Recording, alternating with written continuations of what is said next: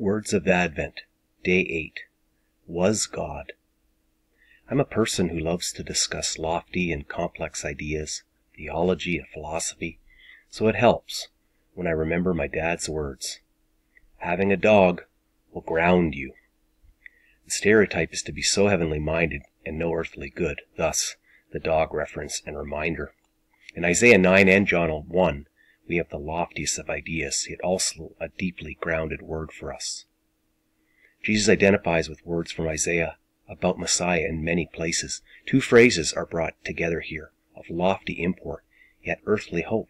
Mighty God, in Isaiah, and was God from John 1. These phrases show us further an incredible truth of Advent that brings together heaven and earth. The mighty God of Isaiah echoes Jesus as the Word who was with God and was God. For centuries, people had spoken, written, and grasped at understanding this God, claimed to be God of all the earth, the I Am of Exodus, of Mount Sinai, of Moses, the claim to be the Eternal One, the God of all the world, the Creator. Prophets come, and yet the world remains broken, and people keep turning from this God. Then the most astounding thing happens to ground us forever in an earthy faith. God becomes a person. The eternal Son of God takes on flesh. He's the man who is God.